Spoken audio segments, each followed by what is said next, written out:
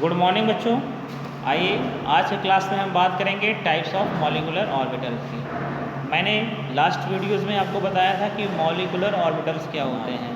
Molecular orbitals क्या होते हैं? Those orbital which is form by the combination of the atomic orbitals. When two or more than two atomic orbitals will be combined they will form the molecular orbitals. आज हम इसके types के बारे में पढ़ेंगे। तो molecular orbitals of diatomic molecules are designed mainly in two categories, that are the sigma and pi। molecular orbital को mainly दो कैटेगरी में डिवाइड किया गया है, सिग्मा और पाई। The sigma molecular orbital are symmetrical around the bond axis and the pi molecular orbital are not symmetrical। जो आपका sigma molecular orbital होता है वो सिमेट्रिकल होता है, जबकि पाई मॉलिकुलर ऑर्बिटल वो सिमेट्रिकल नहीं होता है। क्लियर? ये सिग्मा और पाई भी दो कंडीशन में डिवाइड हो जाते हैं बाद में, बॉन्डिंग और एंटी बॉन्डिंग। चलिए आप देखते हैं energy level diagram for the molecular orbital. देखिए कह रहा है 1s atomic orbital of 2 atom forms 2 molecular orbital designated as sigma 1s bonding and sigma star 1s anti bonding in the same manner 2s 2p give rise to the following 8 molecular orbitals. Anti bonding sigma 2s sigma 2p sigma 2ps sigma 2pi bonding 2s 2p। तो अगर इनके energy level की बात करें तो आप लोगों ने पहले पढ़ा है कि बॉन्डिंग की एनर्जी लो होती है और एंटी बॉन्डिंग की हायर होती है। तो अगर हम अप टू डाउन चलेंगे, लो डाउन टू अप चलेंगे तो सबसे पहले कौन सा बनेगा? सिग्मा एस, सिग्मा बगा एंटी बॉन्डिंग 1s, इससे ज़्यादा एनर्जी 2s की एंटी बॉन्डिंग 2s, फिर 2pz 2pxy 2py 2px 2py 2pz। that is the how can you fill the electrons of molecular orbital in a molecular orbital, that is the rules for the filling of electron in a molecular orbital। ठीक है बच्चों, आइए आगे क्या चलते हैं। देखिए अगर हम मॉलिक्यूलर ऑर्बिटल डायग्राम किसका बनाते हैं? F2 का बनाते हैं, फ्लोरीन का बनाते हैं। फ्लोरीन के अगर हम लोग चलें तो फ्लोरीन का इलेक्ट्रॉनिक कन्फिग्रेशन करेंगे तो 1s2 2s2 और ये 2p5। देखिए 1s में बॉन्डिंग 2s हो जाएगा। देखिए 2s में कितने इलेक्ट्रॉन है? 2। यहाँ पे कितने हैं? 2। ये विल कंबाइन के दो बॉन्डिंग में गया, दो एंटी बॉन्डिंग में गया। 2p में कितने हैं? 5। 2p में कितने हैं? 5 इलेक्ट्रॉन थे। 2p में हैं आपके 5, 1 2 3 4 5। तो ये बॉन्डिंग पूरी भर जाएगी आपकी, और एंटी बॉन्डिंग में भी एक खाली रहता है। That is the filling of electron in a molecular orbital. आगे चलते हैं, थोड़ा स्पेस बनाते हैं तब आपको ज़्यादा क्लियर हो जाएगा। इसी तरह से आप B2N2 का भी देख सकते हैं किस तरह से इलेक्ट्रॉन फिलिंग की गई है। B2E2 का इलेक्ट्रॉन फिलिंग आपको मैं समझा दूँ एक सिंपल सा एग्जांपल लेके। जैसे हम लोगों ने ले लिया इलेक्ट्रॉन, हम ले लेते हैं B2 का, बोरॉन का। Boron atomic number 5, 1s2 2s2 और ये 2p1। देखिए पहला ये 1s में कितने इलेक्ट्रॉन है? 2। यहाँ 1s में कितने इलेक्ट्रॉन है? 2। तो by the combination, by the addition bonding form हो रहा है सिग्मा 1s, और by the sigma anti bonding 1s। अब ये दो इलेक्ट्रॉन हैं, एक ऑर्बिटल में मैक्सिमम 2 ही इलेक्ट्रॉन रह सकते हैं। तो 1s का दोनों इलेक्ट्रॉन कहाँ जाएगा? सिग्मा 1s में। और जब ये 1s फिल हो गया तो कहाँ जाएगा? एंटी बॉन्डिंग 1s में। इसी तरह से 2s में जाएगा। इसी तरह से 2p में भी आपका इलेक्ट्रॉन की ये फिलिंग चलती रहती है। तो जब भी इलेक्ट्रॉन की फिलिंग करेंगे ये ध्यान रहे, इलेक्ट्रॉन की फिलिंग लोअर से हायर एनर्जी लेवल तक होती है। अगर इलेक्ट्रॉनिक कन्फिग्रेशन की बात करें, the distribution of electron among various molecular orbital is called the electronic configuration of the molecule. Electron का कन्फिग्रेशन वेरियस मॉलिक्यूलर ऑर्बिटल में electronic configuration of the molecule कहलाता है। इस आप एटॉमिक ऑर्बिटल के इलेक्ट्रॉन्स को एटॉमिक ऑर्बिटल में भरते हैं, मॉलिक्यूलर ऑर्बिटल इलेक्ट्रॉन को मॉलिक्यूलर ऑर्बिटल में भरते हैं। मॉलिक्यूलर ऑर्बिटल में इलेक्ट्रॉन की फिलिंग के बाद उसकी स्टेबिलिटी डिपेंड करती है number of bonding and number of anti bonding electron पर। क्या कहता है, the molecule is stable if the number of bonding electron is greater than the number of anti bonding. अगर number of bonding electron anti bonding से ज़्यादा है तो molecule stable होगा, अगर ये मॉलिक्यूल संख्या कम है तो ये क्या होगा, अनस्टेबल होगा। The more bonding orbital occupied so the bonding influence is the stronger and stable molecule, the anti bonding influence is stronger and therefore the molecule is stable. It means if the number of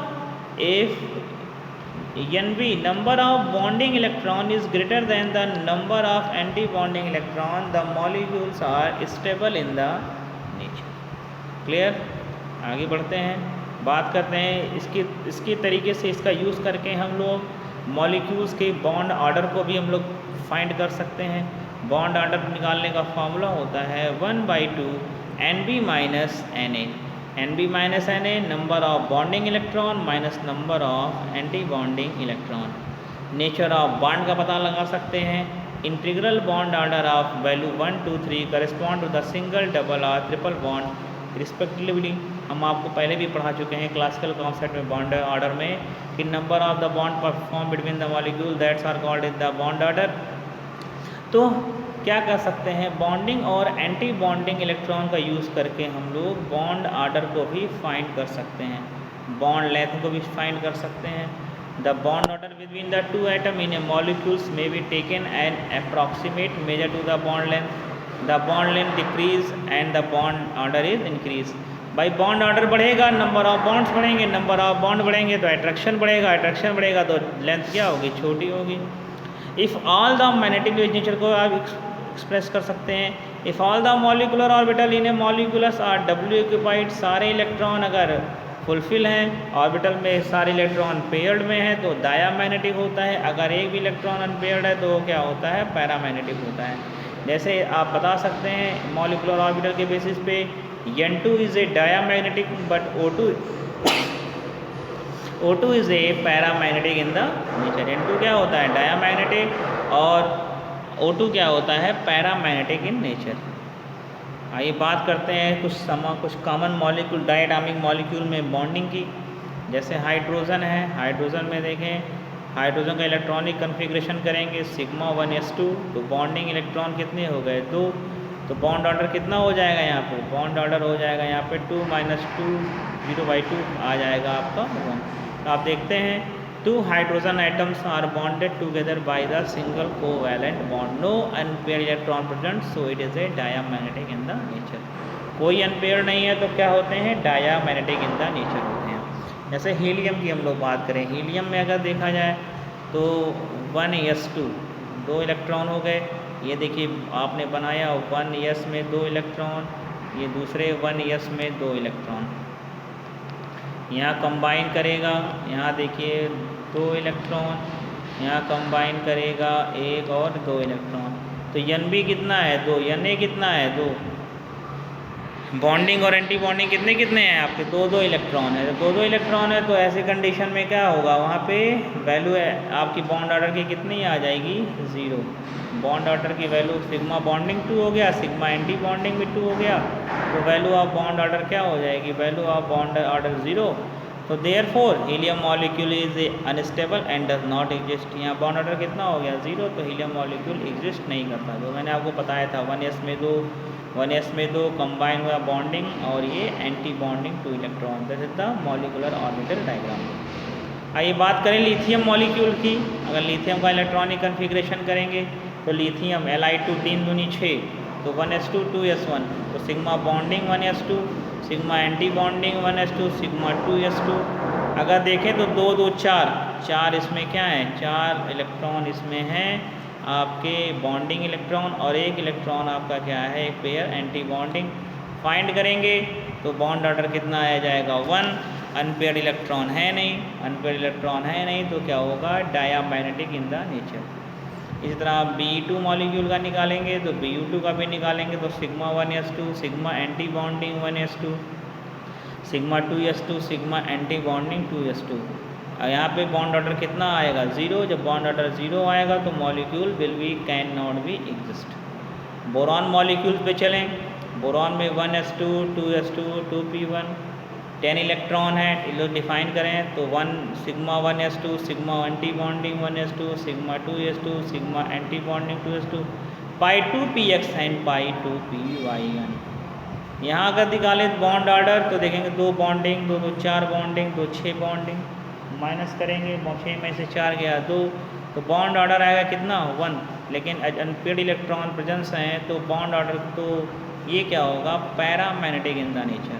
ये देखिए यहाँ पे बच्चों, आप इसको देखिए ध्यान से फिगर को, यहाँ देखिए 2s फिगर, अगर आप देखें इसको, पेन ले लें पहले ज़रा, हाँ ये देखिए 2s 2s 2 electron bonding 2 bonding sigma 2s2 sigma anti bonding 2s2। अब ये देखिए p में गए तो p में px py pz, तो यहाँ pz मिलकर क्या बना लिए 2pxy 2py px py electron equally distributed. तो यहाँ पे देखिए 2 अनपेयर्ड इलेक्ट्रॉन है, अगर आप यहाँ ध्यान दें इट हैव 2 अनपेयर्ड इलेक्ट्रॉन, और 2 अनपेयर्ड इलेक्ट्रॉन होने के नाते ये क्या होते हैं पैरामैग्नेटिक इन द नेचर। इस तरह से आप कार्बन में बता सकते हैं, कार्बन का इलेक्ट्रॉनिक कन्फिग्रेशन कर सकते हैं।